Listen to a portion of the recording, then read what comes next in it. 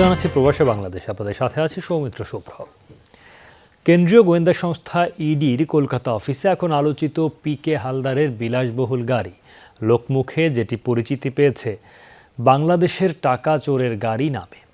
গাড়িটির রেজিস্ট্রেশন ছিল পিকে হালদারের ভুয়া পরিচয় শিবশঙ্কর হালদারের নামে। কলকাতার সিজিও কমপ্লেক্সে দীর্ঘদিন ধরে পড়ে থাকার কারণে পরিত্যক্ত গাড়িটি নিয়ে অনেকের মাঝে জন্মেছে কৌতূহল। জিপ কোম্পানির গাড়িটির বর্তমান বাজার মূল্য প্রায় 50 লাখ রুপি। 2021 সালে কেনা গাড়িটির নমিনি হিসেবে রয়েছেন পিকে হালদারের ভাই প্রণব হালদার। 2021 সালের সেপ্টেম্বর নাগাদ কেনা হয় গাড়িটি। কোটি কোটি টাকা আত্মসাৎ করলেও গাড়িটি কেনা হয়েছে ভারতের ব্যাংকের লোনের মাধ্যমে। গেল বছর গ্রেফতার করার সময় তার বোট হাউস থেকে গাড়িটি বাজেয়াপ্ত করে ইডির গোয়েন্দা বিভাগ। কুয়েতে অনুষ্ঠিত হলো ইসলামী আন্দোলন কুয়েত শাখার পরিচিতি সভা ও শপথ গ্রহণ অনুষ্ঠান। শুক্রবার রাতে স্থানীয় একটি হোটেলে হয় এই আয়োজন। অনুষ্ঠানের শুরুতে পবিত্র কোরআন থেকে তেলাওয়াত করেন হাফেজ শাহাদাত ও সাইদ বিন হারুন। সংগঠনের সভাপতি শায়ক আবদুল্লাহ আল হারুনের সভাপতিত্বে আয়োজন পরিচালনা করেন যুগ্ম সাধারণ সম্পাদক গোলাম সারোয়ার সিরাজি। বিশেষ অতিথি ছিলেন উপদেষ্টা শায়ক হাফেজ আয়ুব, মাওলানা আব্দুল কাদের, ইসলামী ঐক্য কুয়েতের সভাপতি শায়ক এমদাদুল্লাহ বেলালি। বক্তব্য রাখেন মাওলানা আব্দুল মমিন, মাওলানা ইসমাইল, শায়ক আব্দুর রহমান সহ অনেকে। এই সময় বক্তারা দেশের অর্থনীতিতে প্রবাসীদের অবদানের কথা তুলে ধরেন। পরে তুরস্ক সিরিয়া ভূমিকম্পে নিহতদের স্মরণে বিশেষ মোনাজাত করা হয়। সংগঠনের নেতাকর্মীরা ছাড়াও উপস্থিত ছিলেন সর্বস্তরের প্রবাসীরা। তুরস্ক সিরিয়া সীমান্তে ভূমিকম্পে মৃতের সংখ্যা ছাড়িয়েছে 47,000। শনিবার আন্তাকিয়া শহরে ধ্বংসস্তূপের নিচ থেকে জীবিত উদ্ধার করা হয় এক পরিবারের 3 জনকে। ভূমিকম্পের 296 ঘন্টা পর বের করে আনা হয় তাদের। দ্রুত নেওয়া হয় হাসপাতালে। বাবা মা বেঁচে গেলেও পানি শূন্যতায় পরবর্তীতে মৃত্যু হয় শিশুটির। তার আরও 3 ভাই বোনেরও মৃত্যু হয় ভবনের নিচে চাপা পড়ে। প্রলয়ঙ্করী ভূমিকম্পে তুরস্কের প্রাণহানির সংখ্যা দাঁড়িয়েছে 41,000-এর ওপর। 6,000-এর কাছাকাছি মৃত্যু নিশ্চিত হয়েছে সিরিয়ায়। তবে গত কয়েকদিনে হতাহতের তথ্য হালনাগাদ করেনি দেশটি। ত্রাণ সরবরাহে জটিলতাও কাটেনি।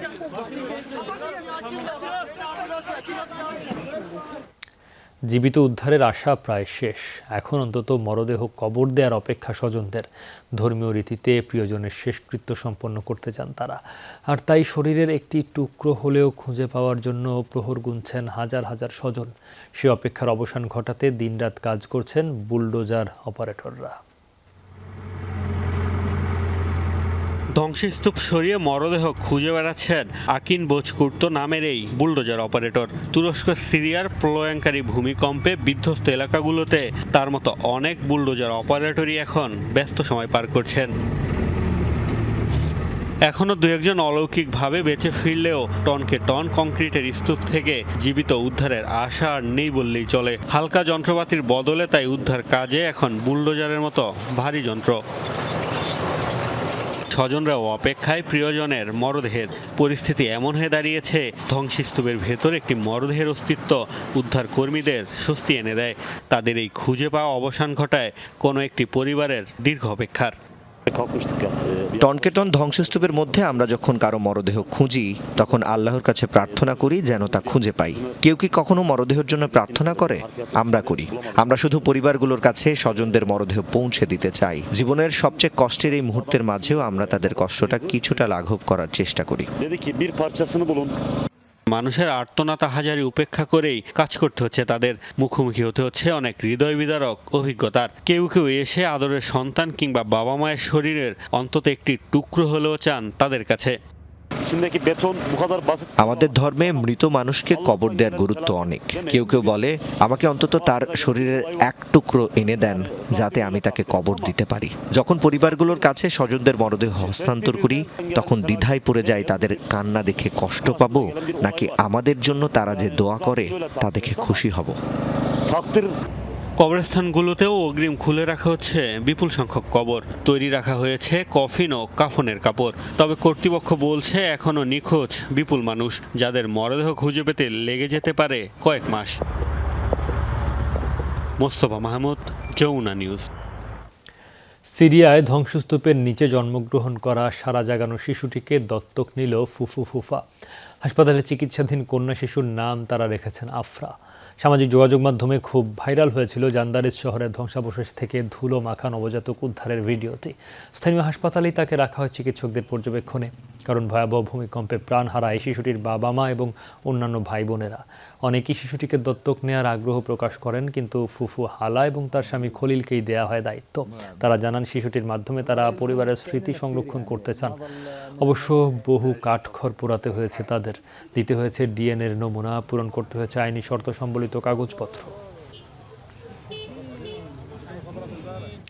রোববারও তুরস্কে ভূমিকম্পে ক্ষতিগ্রস্তদের ত্রাণ সহায়তা দিতে হাজির হয়েছে শত শত মানুষ।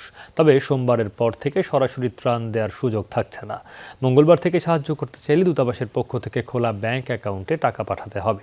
একথা জানিয়েছেন তুর্কি সহযোগিতা ও সমন্বয় সংস্থা টিকার সমন্বয়ক সেভকি মার্থ বারিশ। রোববার সকাল থেকে রাজধানীর বারিধারায় তুর্কি সংস্থা টিকার কার্যালয়ে সহায়তা সামগ্রী জমা দিয়েছেন বহু মানুষ। বড় বড় শিল্প প্রতিষ্ঠানের পাশাপাশি গ্রামগঞ্জের মানুষও আসছেন ত্রাণ নিয়ে। প্রায় ৩ কোটি টাকার ত্রাণ সহায়তা দিয়েছে চট্টগ্রামের ABM Fazle Karim Chowdhury foundation. Co-chairman ফারাহান Karim Chowdhury দায়িত্বশীলদের কাছে সহায়তা সামগ্রী হস্তান্তর করেন। এর আগেও 2 দফায় ত্রাণ দিয়েছে এই সংস্থাটি। ব্ল্যাঙ্কেটস থেকে শুরু করে ডাইপার্স, টেন্ট, স্লিপিং ব্যাগ, বাচ্চাদের কাপড় সব কিছুই দিতে পেরেছি। খাওয়া দাওয়া। এখন আমরা যেটা বাংলাদেশের মানুষ থেকে চাই হলো সবাই একটু দোয়া করবেন। Do you continue this for this the product or when you will close this project? Tomorrow it will be finished. The process is ongoing. Whoever wants to make donation for the earthquake victims, they will use the account, I hope. Banglabandha আন্তর্জাতিক checkpost দিয়ে আসা যাচ্ছে, তবে যাওয়ার সুযোগ নেই। এতে বিপাকে পড়েছেন পর্যটকরা। বেকায়দায় স্থলবন্দরের ব্যবসায়ীরাও আমদানি রপ্তানিতে পড়েছে নেতিবাচক প্রভাব। বাংলাবান্ধা ইমিগ্রেশন চেকপোস্ট করোনার কারণে দীর্ঘদিন বন্ধ থাকার পর গত বছরের 7 এপ্রিল থেকে খুলেছে। তবে এটি ব্যবহার করে প্রতিবেশী দেশে যাওয়ার সুযোগ নেই, কেবল প্রবেশ করা যাচ্ছে। ভিসা আবেদনের সময় পাওয়া যাচ্ছে না বাংলাবান্ধা ফুলপুর পোর্টের নাম। এতে বিপাকে পড়েছেন পর্যটক সহ ব্যবসায়ীরা।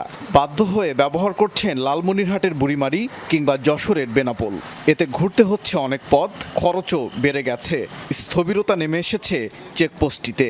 সারাদিনে অন্তত 100 জন মানুষ, ইন্ডিয়ার মানুষ পাসপোর্ট ভিসা নিয়ে বাংলায় ঢুকছেন। তাদেরকে দেখে কষ্ট হয় না, কিন্তু নিজের কাছে খুব খারাপ লাগে যে আমরা যেতে পারতেছি না। পাসপোর্ট ভিসা করা আছে, আমরা যেতে পারতেছি না। ইন্ডিয়া ওরা পাসপোর্ট ভিসা আছে, ওরা আসতে পারে। অসুস্থ হলেও আমরাও যেতে পারতেছি না চিকিৎসার জন্য। কঠিন, আমাদের খারাপ লাগতেছে, খুব দুঃখজনক। আমরা এখানে 1 ঘন্টার ভিতরে আমরা ঘুরে আসতে পারবো, কিন্তু সে জায়গায় দেখা যাচ্ছে যে আমাদেরকে বুড়িমারি, চ্যাংরাবান্ধা, হিলি স্থল বন্দর দিয়ে আমাদেরকে যাইতে হচ্ছে। নেতিবাচক প্রভাব পড়েছে ব্যবসা বাণিজ্যেও। কমে গেছে আমদানি রফতানি, কর্মহীন হয়ে পড়ছে শ্রমিকরা। রাজস্ব আয়েও লাগছে বড় ধাক্কা, বাড়ছে ব্যবসায়ীদের উদ্বেগ। ইন্ডিয়া, নেপাল, ভুটান কোনখানে যাইতে পারতেছি না। আসলে অনেক পণ্য আছে কিনা বেচার ব্যাপার, সেগুলো আমরা দেখতে পারতেছি না। আর সব আলোচনা ফোনে করে সমাধানও হয় না। এখান থেকে শিলিগুড়ি 8 কিলোমিটার, এখান থেকে নেপাল আপনার 37 কিলোমিটার, এখান থেকে ভুটান 145 কিলোমিটার। আমরা নির্যাতিত। যাত্রীরা না আসার কারণে এখানে আশপাশে দোকানদার বা এই অটোওয়ালাগুলো এগুলো একদম নার্ভাস হয়ে পড়ছে। দ্রুত বাংলাবান্ধা ইমিগ্রেশন দিয়ে ভিসা দেয়, তাহলে আমাদের ব্যবসায়িকদের জন্য অনেক লাভবান হবে। বাংলাবান্ধা দিয়ে কেন ভিসার আবেদন করা যাচ্ছে না, সুযোগ মিলছে না ব্যবহারের, তা জানা নেই বলে দাবি সংশ্লিষ্টদের। কী কারণে তারা বন্ধ রেখেছে তার কোনো সদুত্তর আমরা পাইনি। তাদেরকে জিজ্ঞাসা করলে তারা বলে যে তাদের কূটনৈতিক কারণে, তারা আভ্যন্তরীণ কারণে তারা এই রুটে ভিসা বন্ধ রেখেছে। তবে তার আশা শিগগিরই জটিলতা কেটে যাবে, স্বাভাবিক হবে চলাচল। ওবায়দুর রহমান, যমুনা নিউজ। দর্শককে হলমুখী করতে নির্দিষ্ট পরিমাণে ভারতীয় সিনেমা দেশে প্রদর্শনের অনুমোদন দিতে যাচ্ছে সরকার। সম্মিলিত চলচ্চিত্র সংসদের প্রস্তাবের ভিত্তিতে এ বিষয়ে দ্রুত সিদ্ধান্ত নেওয়া হবে বলে জানিয়েছেন তথ্য ও সম্প্রচার মন্ত্রী ডক্টর হাসান মাহমুদ। অন্যদিকে হলি আর্টিজানে জঙ্গি হামলার ঘটনাকে কেন্দ্র করে নির্মিত ভারতীয় সিনেমা ফারাজ বাংলাদেশের কোনো সিনেমা হল ও অনলাইন প্ল্যাটফর্মে মুক্তি না দেওয়ার নির্দেশনা চেয়ে হাইকোর্টে রিট দায়ের করা হয়েছে। কমতে কমতে সারা দেশে এখন সিনেমা হলের সংখ্যা 30টি। এসব হলকে দর্শকমুখী ও নতুন হল চালুর ক্ষেত্রে ভারতীয় সিনেমা বাংলাদেশে প্রদর্শনে দীর্ঘদিন ধরেই আলোচনা চলছে। তবে এ নিয়ে সমালোচনাও কম নেই শিল্পী, পরিচালক সহ অনেকের। যদিও এবার পরিচালক, প্রযোজক ও শিল্পী সমিতি সংশ্লিষ্ট 19টি সংগঠনের জোট সম্মিলিত চলচ্চিত্র পরিষদ ভারতীয় সিনেমা শর্ত সাপেক্ষে আমদানির পক্ষে প্রস্তাব দিয়েছে মন্ত্রণালয়কে। এ নিয়ে তথ্যমন্ত্রীর সাথে বৈঠক করেছে তারা। বলেছে পরীক্ষামূলকভাবে 2 বছরে 18টি ছবি প্রদর্শনের সুযোগ দেওয়া যেতে পারে, যা চলতে পারে বছরে 140 দিন। এসব প্রস্তাব যাচাই করে শিগগিরই ভারতীয় চলচ্চিত্রের অনুমোদন দেওয়ার বিষয়ে সিদ্ধান্ত নেওয়া হবে বলে জানিয়েছেন তথ্যমন্ত্রী। আপনারা সবাই একমত হয়ে নির্দিষ্ট পরিমাণ কিছু শর্ত সাপেক্ষে ভারতীয় হিন্দি ছবি আমদানির ব্যাপারে একমত হয়েছেন। প্রস্তাব অনুযায়ী আমরা পদক্ষেপ গ্রহণ করব। বিষয়টি আমাকে মাননীয় প্রধানমন্ত্রীর নজরেও আনতে হবে। ভারতীয় ছবি পাঠান ঢাকার একটি অভিজাত ক্লাবে অনুমোদন ছাড়া প্রদর্শন নিয়ে প্রশ্ন ওঠে বৈঠকে। এক্ষেত্রে প্রদর্শনকারীদের কারণ দর্শানো হবে বলে জানিয়েছেন মন্ত্রী। ঘরে বসে যদি ওটিটি প্ল্যাটফর্মে দেখে সেটাতে কোনো বাধা নেই বা আপত্তি নেই, কিন্তু স্ক্রিনে দেখানো সেটা বিদ্যমান নীতিমালা পরিপন্থী, এবং এটি যদি প্রমাণসহ কেউ আমাদেরকে বলে তাদের বিরুদ্ধে আমরা আইনগত ব্যবস্থা গ্রহণ করব। এদিকে হলি আর্টিজান হামলার ঘটনার প্রেক্ষাপটে নির্মিত ভারতীয় সিনেমা ফারাজ বাংলাদেশে প্রদর্শনের বিষয়ে রিট করেছেন নিহত অবিন্তা কবিরের মা রুবা আহমেদ। বিচারপতি মোহাম্মদ খসরুজ্জামান ও বিচারপতি মোহাম্মদ ইকবাল কবিরের হাইকোর্ট বেঞ্চে রিট আবেদনটি দায়ের করা হয়। হংসাল মেহতা পরিচালিত ছবিটি ভারতে মুক্তি পেয়েছে গত 3 ফেব্রুয়ারি। আলমগীর স্বপন, যমুনা নিউজ, ঢাকা। সংযুক্ত আরব আমিরাতে যাত্রা শুরু করলো বাংলাদেশি মালিকানাধীন ব্যবসা রয়্যাল হার্ট রেস্টুরেন্ট। দুবাইয়ের নাইফ বাঙালি মার্কেট এলাকায় যাত্রা শুরু করে প্রতিষ্ঠানটি। উদ্বোধন করেন প্রতিষ্ঠানটির স্বত্বাধিকারী মোহাম্মদ ইমাম হোসেন। উদ্বোধনী অনুষ্ঠানে উপস্থিত ছিলেন প্রতিষ্ঠানের ব্যবস্থাপনা পরিচালক কামাল মোবারক মানিক, আর উপস্থিত ছিলেন ম্যানেজার মোবারক নাদিয়া, উত্তম কুমার সহ অনেকে। এ সময় বক্তারা বলেন, সংযুক্ত আরব আমিরাতে দিন দিন বাড়ছে বাংলাদেশি উদ্যোক্তার সংখ্যা, ফলে তৈরি হচ্ছে কর্মসংস্থানও।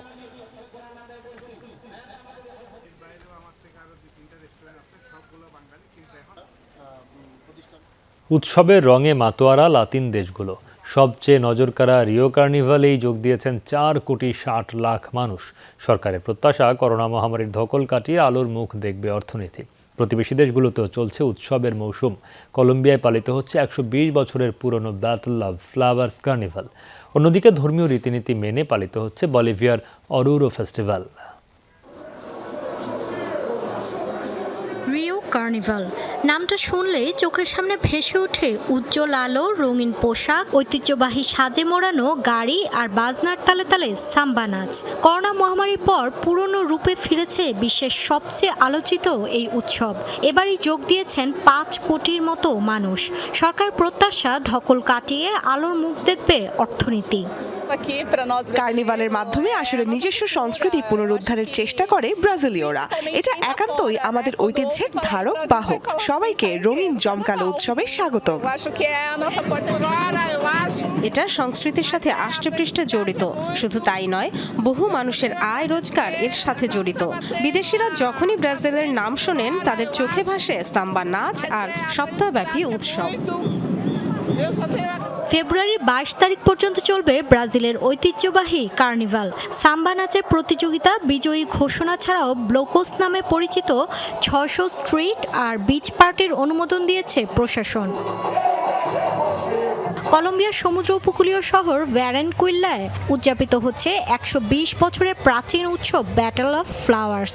একজন রানীর তত্ত্বাবধানে পরিচালিত হয় পুরো কার্নিভাল।